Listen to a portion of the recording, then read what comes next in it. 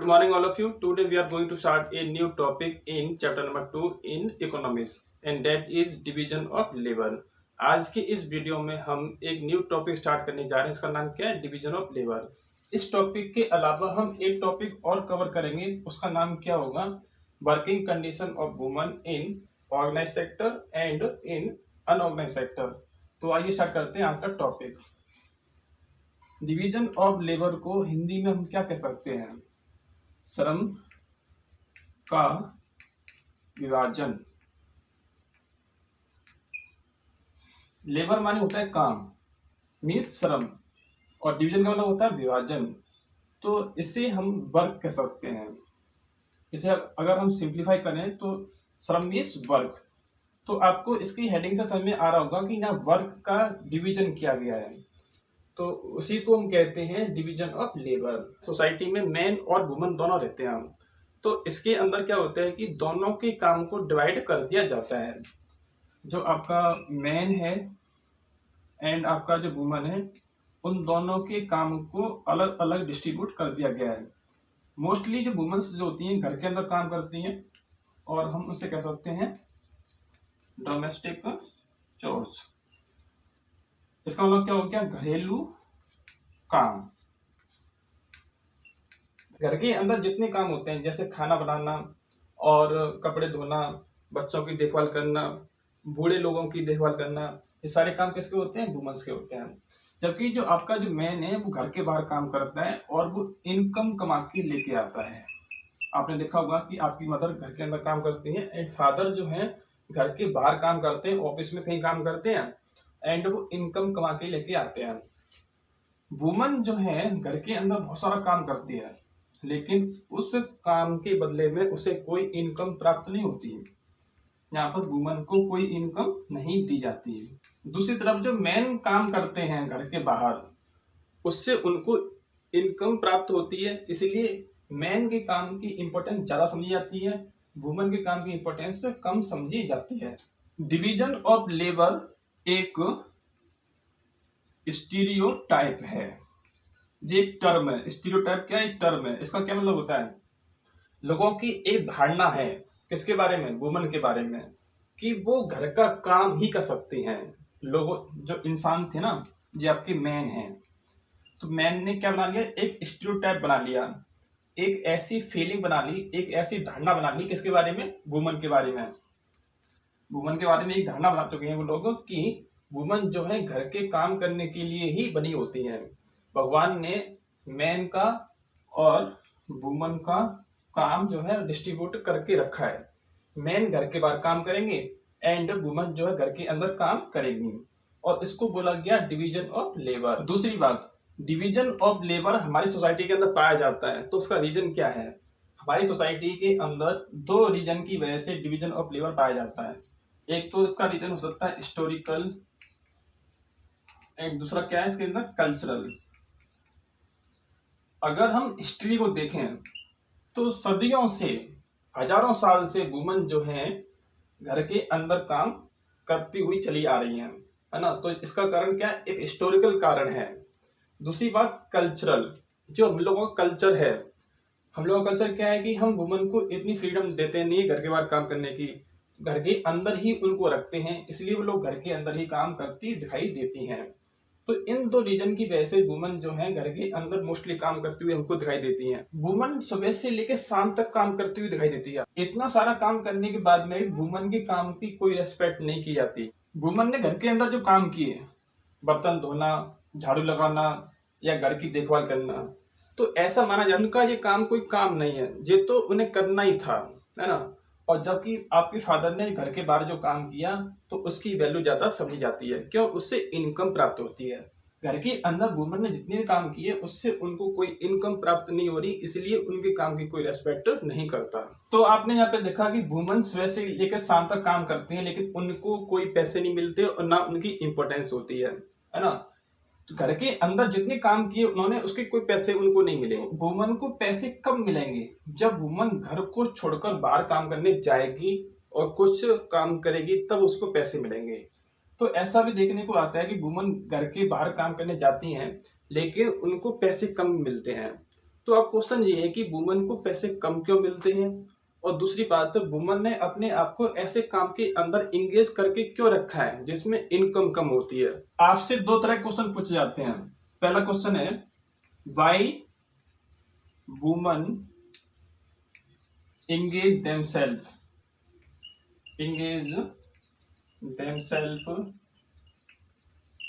in low paid work। एक question और पूछा जाता है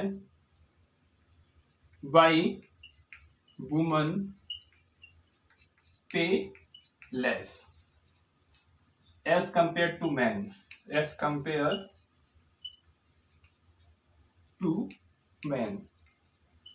अब वुमन घर से बाहर काम करने के लिए गई है तो ऐसा देखने में आता है कि वुमन को सैलरी कम दी जाती है, मैन की कंपैरिजन में उसको सैलरी कम मिलती है। तो इसका क्या रीजन हो सकता है। दूसरा क्वेश्चन इसके अंदर लिखा हुआ है कि वुमन जो है उन्होंने अपने आप को ऐसे काम के अंदर इंगेज करके क्यों रखा है जिसमें सैलरी कम होती है ना। तो इन दोनों क्वेश्चन का आंसर क्या हो सकता है। देखिए, अगर वुमन ऐसे काम में एंगेज होगी जिसमें सैलरी ज्यादा होगी तो उनको ज्यादा एजुकेशन भी चाहिए, और वुमन के पास में ज्यादा एजुकेशन होती नहीं है, उनके पास में लो एजुकेशन होती है, या हम कह सकते हैं उनके पास में मिग्रे एजुकेशन होती है, उनके पास में बहुत ही कम एजुकेशन होती है। अगर हम कंपेयर करें मैन से, ये आपका मैन है एंड ये आपका वुमन है, अगर हम कंपेयर करें तो मैन की एजुकेशन का लेवल जो है वो ज़्यादा है, वुमन की एजुकेशन का जो लेवल है बहुत कम है। इसी कारण से उनको सैलरी कम मिलती है। ठीक है, इसी कारण से वुमन जो है ऐसे काम में एंगेज होती हैं जहाँ पर सैलरी कम मिलती है। अगर इनकी एजुकेशन ज़्यादा होती ना तो ऐसे काम को करती नहीं वो जिसमें सैलरी कम मिलती है। अगर इसकी एजुकेशन ज़्यादा होती वुमन की तो ऐसे काम में इंगेज नहीं होती जिसमें सैलरी कम दी जाती है। सैलरी कम किसको दी जाएगी, जो पढ़ा लिखा नहीं हुआ उसको दी जाएगी, जिसमें स्किल्स नहीं होंगी उसको दी जाएगी। सेकंड पॉइंट, वुमन की पास में स्किल्स भी कम होती हैं। हम यहाँ बात कर रहे हैं उन वुमेन्स के बारे में जो एजुकेटेड नहीं है। यहाँ देखा आपने उनके पास में लो एजुकेशन है, जब एजुकेशन उनके पास में कम है तो स्किल्स भी कैसी होंगी, कम होगी, है ना। आपको पता है कि वुमन का जो लिटरेसी रेट है वुमन का वो मैन से बहुत कम है, लो है। लो एजुकेशन की वजह से उनके पास में स्किल्स भी कम डेवलप होती हैं। अब आप ऐसा काम करने जा रहे हैं जहाँ पे स्किल्स की बहुत जरूरत है, लेकिन आपके पास में एजुकेशन नहीं है, आपके पास में स्किल्स ही नहीं है, तो आप कैसे काम को कर पाएंगे। जब काम कर नहीं पाएंगे तो आपको सैलरी भी कम मिलेगी, है ना।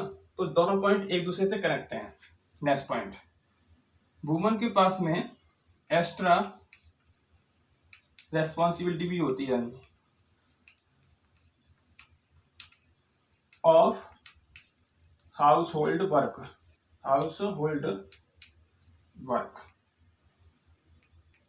वुमन को घर का काम भी करना होता है, जो उसके पास में एक्स्ट्रा रिस्पॉन्सिबिलिटी है। घर का काम तो करना पड़ेगा, और अगर उसको जॉब करनी है तो बाहर काम भी करना पड़ेगा। तो घर का काम करने की वजह से वो जॉब पर अधिक फोकस नहीं कर पाती हैं, इसीलिए वो पार्ट टाइम जॉब करती हैं। आपने ऐसे देखा होगा कई सारे टीचर्स ऐसे होते हैं, लेडी टीचर, वो पार्ट टाइम जॉब करते हैं। क्यों, उन्हें अपने घर का काम भी करना है, उसके बाद में उन्हें जॉब करने जानी है, तो उनके पास में क्या एक्स्ट्रा रिस्पॉन्सिबिलिटी है। घर पे ध्यान देने की वजह से वो लोग बाहर जॉब पर ज्यादा फोकस नहीं कर पाती हैं, इसीलिए उनकी सैलरी कम होती है। और इसी वजह से उन्होंने अपने आप को ऐसे काम में इंगेज कर लिया है जहाँ पर सैलरी कम दी जाती है। अगर मान लीजिए यहाँ पर किसी काम के लिए हाई सैलरी दी जाती है और आप यहाँ पर लेट जाते काम करने के लिए या पार्ट टाइम जॉब करते हैं तो वो आपको रखेगा ही नहीं, है ना। क्योंकि सैलरी वो आपको हाई दे रहा है तो आपका फुल टाइम वो लेगा, और आपके पास में फुल टाइम है ही नहीं क्योंकि आपको घर का काम भी करना है। जो टाइम बचेगा उसमें आपको जॉब करनी है, तो आप छोटी मोटी जॉब कर लेंगे। जब हम छोटी मोटी जॉब करेंगे तो सैलरी भी कम मिलेगी। पॉइंट नंबर नेक्स्ट, लो हेल्थ स्टेटस। वुमन की अगर हम हेल्थ की बात करें, अगर हम कंपेयर करें मैन की एंड वुमन की हेल्थ के बारे में, तो दोनों में बहुत अंतर होगा। मैन आपका हेल्दी होगा, वुमन आपकी हेल्दी कम होती है ना, तो उनकी हेल्थ भी ज़्यादा अच्छी नहीं होती है। अगर ऐसा काम करना चाह रहे हैं आप जिसमें आपको ज़्यादा फिजिकल वर्क की जरूरत है, सपोज आपने कोई कंस्ट्रक्शन वर्क किया, उसमें आपको ज़्यादा फिजिकल वर्क की जरूरत पड़ेगी, ज़्यादा मेहनत करने की जरूरत पड़ेगी, और आपकी हेल्थ कैसी खराब है, तो आप उस काम को कर नहीं पाएंगे। इसी कारण से मैन को ऐसे काम में एंगेज किया जाता है जिसमें ज़्यादा फिजिकल वर्क की जरूरत पड़ती है, क्योंकि उस काम को वुमन नहीं कर सकती, क्योंकि उसकी हेल्थ कैसी है, वो ज़्यादा अच्छी नहीं है। इन सारे पॉइंट्स में 2 पॉइंट्स बहुत ही इंपॉर्टेंट हैं, और वो कौन कौन से हैं? एक तो एजुकेशन का, दूसरा स्किल्स का। ये 2 पॉइंट डिसाइड करते हैं कि आपकी सैलरी क्या होगी। अगर आपके पास में एजुकेशन ज़्यादा है तो आपकी सैलरी हाई होगी, अगर आपके पास में स्किल्स हैं तो आपकी सैलरी हाई होगी। मैन हो या वुमन हो, उससे हमें कोई मतलब नहीं है। अगर एजुकेशन है सैलरी हाई होगी, अगर स्किल्स हैं सैलरी हाई होगी। तो एजुकेशन एंड स्किल्स ऐसे 2 फैक्टर्स हैं जो किसी की सैलरी डिसाइड करने में महत्वपूर्ण भूमिका निभाते हैं। एजुकेशन कम या ज्यादा होने के आधार पर वुमन 2 सेक्टर्स में काम करेंगी, और वो कौन कौन से हो सकते हैं? पहला होता है इसके अंदर ऑर्गेनाइज सेक्टर, एंड सेकंड होता है इसके अंदर अनऑर्गेनाइज्ड सेक्टर। इसे हिंदी में कहते हैं हम संगठित क्षेत्रक, और उसका अपोजिट यहां पर हो जाएगा असंगठित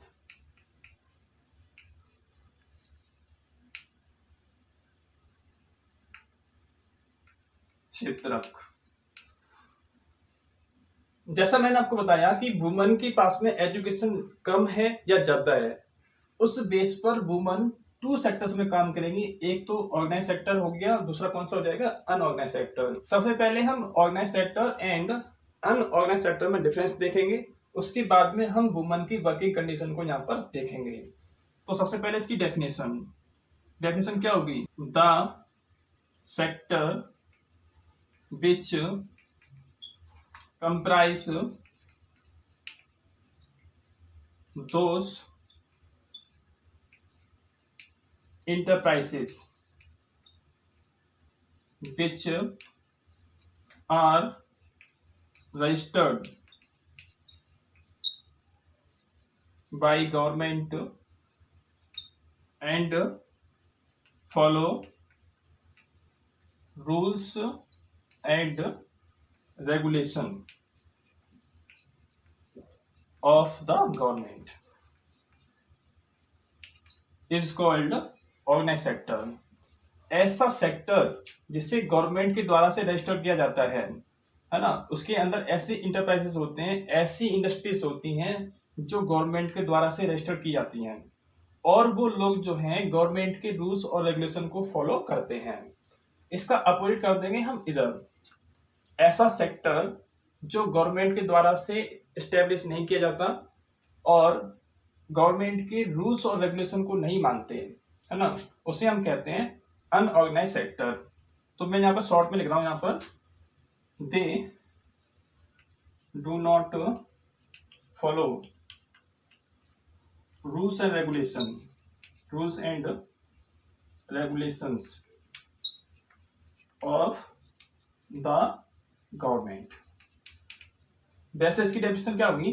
the sector which comprise those enterprises which do not registered by the government and do not follow any rules and regulation of the government। ऐसा सेक्टर जिसके अंदर ऐसी इंटरप्राइजेस आती हैं, ऐसी इंडस्ट्रीज आती हैं जिसे गवर्नमेंट ने एस्टेब्लिश नहीं किया था, उनको रजिस्टर नहीं किया था, और वो लोग गवर्नमेंट के रूल्स रेगुलेशन को मानते नहीं है, उसे हम कहते हैं अनऑर्गेनाइज सेक्टर। ये इसकी डेफिनेशन है। नेक्स्ट पॉइंट देखिए, इसके अंदर जो पर्सन काम करता है, कोई पर्सन इसके अंदर काम करता है, तो उसे कौन कौन से बेनिफिट होते हैं?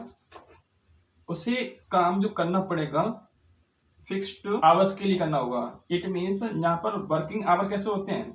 फिक्स होते हैं, फिक्स्ड वर्किंग आवर्स होते हैं। ऑर्गेनाइज सेक्टर के अंदर काम करने के घंटे जो होते हैं वो कैसे होते हैं? फिक्स होते हैं। जैसे मान लीजिए आप बैंक में गए, तो बैंक की ड्यूटी कितने बजे से है? 10 बजे से 5 बजे तक, है ना। उसके बाद में जैसे 5 बजेंगे सब लोग चले जाएंगे। यहाँ पर काम करने का जो आवर्स होते हैं वो फिक्स होते हैं। अगर यहाँ पर किसी पर्सन ने एक्स्ट्रा काम किया है तो उसे एक्स्ट्रा पेमेंट भी दिया जाएगा। दूसरी तरफ यहाँ पर काम करने के जो आवर्स होते हैं वो फिक्स नहीं होते हैं, नो फिक्स्ड वर्किंग आवर्स। यहाँ पर काम करने के जो घंटे जो होते हैं फिक्स नहीं होते। और दूसरी बात, अगर यहाँ पर किसी पर्सन ने एक्स्ट्रा वर्क किया है तो उसे एक्स्ट्रा सैलरी नहीं दी जाएगी, है ना। नेक्स्ट पॉइंट देखिए, इसके अंदर सैलरी जो दी जाती है, सैलरी कैसी होती है, हाई होती है एंड रेगुलर होती है। High and regular salary. High तो आपको समझ में आ रहा है कि सैलरी कैसी ज्यादा है। रेगुलर का मतलब क्या है, टाइम टू टाइम सैलरी मिलती है, टाइम से सैलरी आपको मिल जाती है। रेगुलर का मतलब क्या होता है कि जैसा आपका महीना खत्म होता है आपको सैलरी टाइम से मिल जाती है। इसका अपोजिट यहाँ पे होगा, यहाँ पे सैलरी आपकी लो होती है एंड इरेगुलर होती है। महीना खत्म हो जाता है, 15 दिन निकल जाते हैं, 20 दिन निकल जाते हैं, तब जाके आपको सैलरी मिलती है। तो यहाँ पर आपने देखा सैलरी कम है और वो भी टाइम से आपको नहीं प्राप्त होती। पॉइंट नंबर नेक्स्ट, इसमें जो लोग काम करते हैं उन लोगों के पास में जॉब सिक्योरिटी होती है। जॉब सिक्योरिटी होती है। जॉब सिक्योरिटी का क्या मतलब है कि आज उसके पास में जॉब है तो जॉब कल भी उसके पास में जॉब होगी। ऐसा नहीं है कि आज जॉब है कल का भरोसा नहीं है, कल उसको मालिक मना कर दे, ऐसा नहीं होगा इसके अंदर। लेकिन यहाँ पे ऐसा होता है कि आज जॉब है कल का पता नहीं, नो जॉब सिक्योरिटी। आज तो उसके पास में जॉब है लेकिन कल का पता नहीं, कल उसको मना किया जा सकता है कि अब आपकी जॉब चली गई। तो ऐसा यहाँ पर कॉमन चीज है, लेकिन यहाँ पर जॉब सिक्योरिटी होती है। नेक्स्ट, ऑर्गेनाइज सेक्टर के अंदर जो लोग काम करते हैं उन्हें एक्स्ट्रा बेनिफिट भी मिलते हैं। एक्स्ट्रा बेनिफिट भी मिलते हैं, जैसे कि paid leave, sick leave, pension, medical treatment, maternity leave, ETC।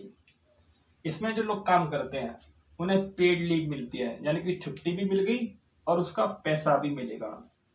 अगर आप बीमार हो जाते हैं, अगर आपका स्वास्थ्य सही नहीं है तो आपको लीव मिल जाएगी और उसका पैसा भी आपको मिलेगा।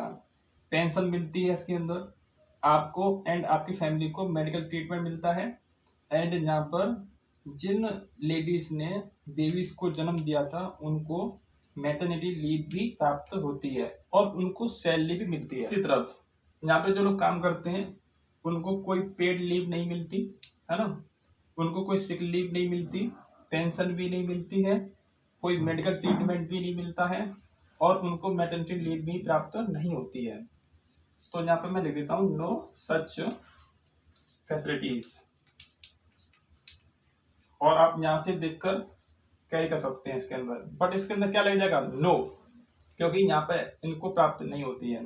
तो मैंने यहाँ शॉर्ट में लिख दिया, यहाँ पर आप लिख सकते हैं इसके अंदर, people who work in unorganised sector do not get paid leave, sick leave, pension, medical treatment, maternity leave.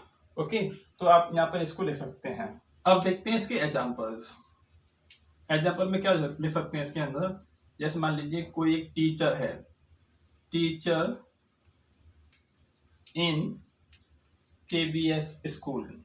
Okay, इसी तरह से कोई नर्स है, नर्स इन गवर्नमेंट हॉस्पिटल।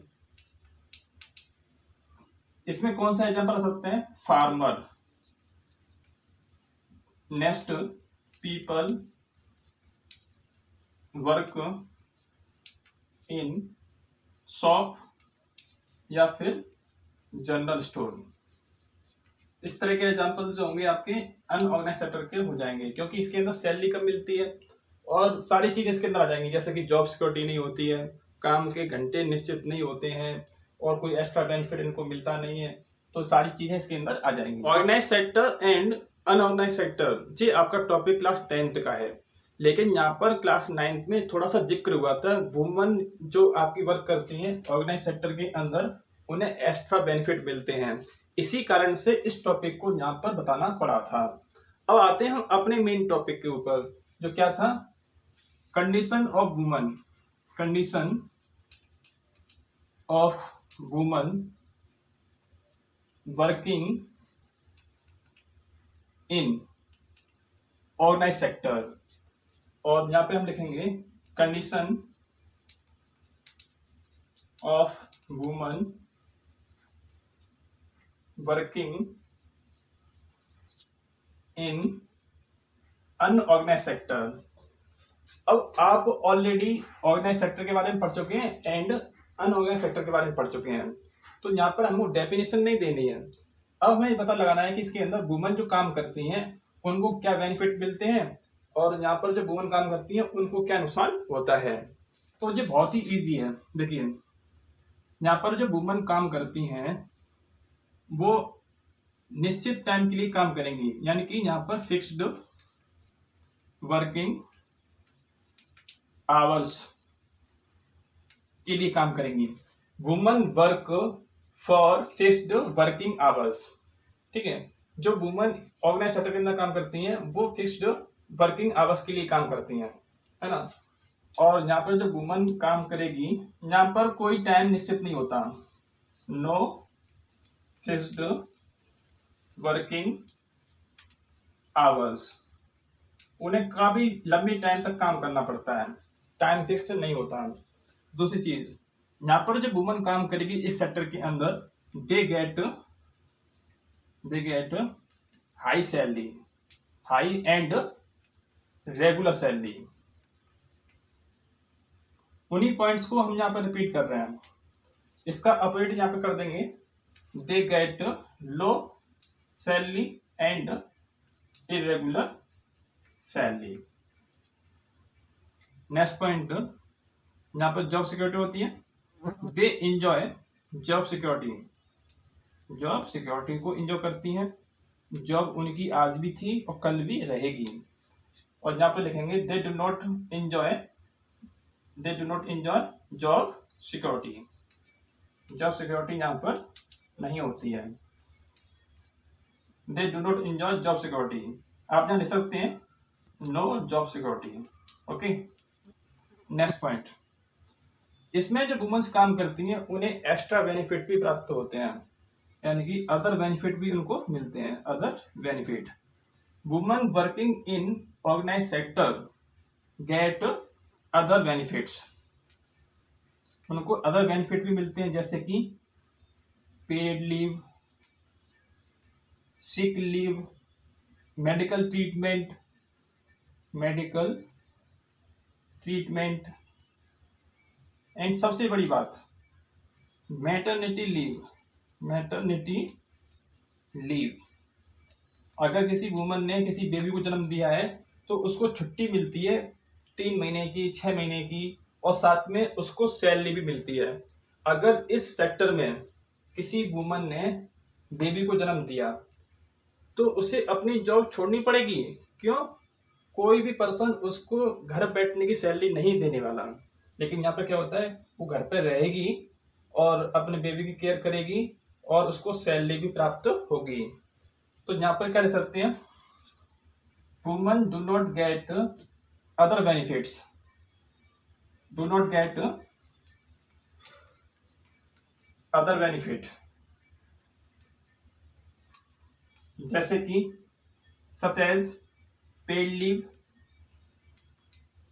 उनको मिलती नहीं है ना। नो मेडिकल ट्रीटमेंट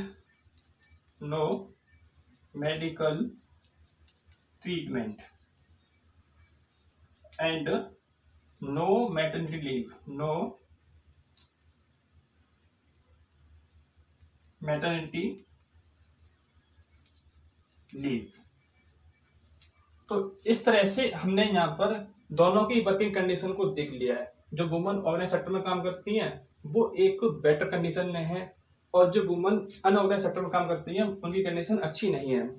इस तरह क्वेश्चन जो है एग्जाम में 100% पूछा जाता है और इसको याद करना बहुत ही आसान है। हमने बात की थी वुमेन्स की एजुकेशन के बारे में। तो अगर किसी वुमन के पास में हाई एजुकेशन है तो वो वुमन काम करेगी आपके ऑर्गेनाइज सेक्टर के अंदर और उसको इतनी सारी बेनिफिट्स प्राप्त होंगे। उसकी सैलरी हाई होगी, है ना, काम करने के आवर्स जो होते हैं फिक्स होंगे, उसको जॉब सिक्योरिटी मिलेगी और उसको अदर बेनिफिट्स भी मिलेंगे। पेड लीव मिलेगी, उसको मेडिकल ट्रीटमेंट मिलेगा, है ना, मैटरनिटी लीव भी मिलेगी। दूसरी तरफ अगर वुमन की एजुकेशन बहुत कम है तो वो वुमन इस सेक्टर के अंदर काम नहीं कर पाएगी। वुमन काम करेगी अनऑर्गेनाइज सेक्टर के अंदर और यहाँ पर काम करने के जो घंटे होते हैं वो ज़्यादा होते हैं, सैलरी कम होती है, टाइम से भी नहीं मिलती है, जॉब सिक्योरिटी नहीं होती है और उनको कोई एक्स्ट्रा बेनिफिट प्राप्त नहीं होता, दूसरी कोई फैसिलिटी उनको प्राप्त नहीं होती, उनको पेड लीव नहीं मिलेगी। अगर उन्होंने कोई लीव ली है तो उसका पेमेंट कट जाएगा, यहाँ पर पेमेंट नहीं कटेगा। दूसरी तरफ यहाँ पर उनको मेडिकल ट्रीटमेंट नहीं मिलेगा और ना ही उनको मैटरनिटी लीव मिलेगी। आपसे एक क्वेश्चन और पूछा जाता है, वन वर्ड क्वेश्चन पूछा जाता है आपसे कि ऐसे कौन कौन से फील्ड हैं ऑर्गेनाइज सेक्टर के अंदर जो वुमन को अपनी ओर अट्रैक्ट करते हैं, यानी कि जिसमें वुमेन्स जो हैं काम करना पसंद करती हैं। तो वो कौन कौन से होंगे? एक तो टीचिंग एंड सेकेंड इसके अंदर मेडिकल। ऐसे 2 फील्ड हैं ऑर्गेनाइज सेक्टर के अंदर जो वुमन को अपनी ओर खींचते हैं, अट्रैक्ट करते हैं। इनमें वुमन काम करना पसंद करती हैं, है ना, टीचिंग करना पसंद करती हैं एंड मेडिकल में जाना पसंद करती हैं। आज की इस वीडियो में आपने स्टडी किया डिवीजन ऑफ लेबर के बारे में। डिवीजन ऑफ लेबर का मतलब क्या है? काम का बंटवारा। वुमन घर के अंदर काम करेंगी एंड मेन जो है घर के बाहर काम करेंगे। दूसरी चीज आपने यहाँ पे देखा कि अगर वुमन के पास में एजुकेशन अच्छी है तो उसकी सैलरी मेन के बराबर दी जाती है, उनकी सैलरी हाई भी होती है एंड उन्हें दूसरे बेनिफिट भी प्राप्त होते हैं और वो ऑर्गेनाइज सेक्टर के अंदर काम करती हैं। अगर वुमन की एजुकेशन कम है तो उनकी सैलरी मेन से कम होगी, दूसरी चीज उनको इनकम भी कम प्राप्त होगी एंड उन्हें दूसरी फैसिलिटीज प्राप्त नहीं होंगी और वो काम कहाँ पे करेंगी? अनऑर्गेनाइज सेक्टर के अंदर काम करेंगी। नेक्स्ट टॉपिक जो आपने स्टडी किया है वो क्या था? Difference between the working condition of woman in the organise sector and in the unorganise sector, इसके बारे में आपने स्टडी किया। तो आपने यहाँ पे देखा कि जो वुमन ऑर्गेनाइज सेक्टर के अंदर काम करती हैं वो ज़्यादा बेटर कंडीशन में होती हैं और जो वुमन अनऑर्गेनाइज सेक्टर में काम करती हैं उनकी कंडीशन खराब होती है। आई होप आपको आज का टॉपिक समझ में आ गया होगा। तो आज की इस वीडियो में सिर्फ इतना ही। Thank you.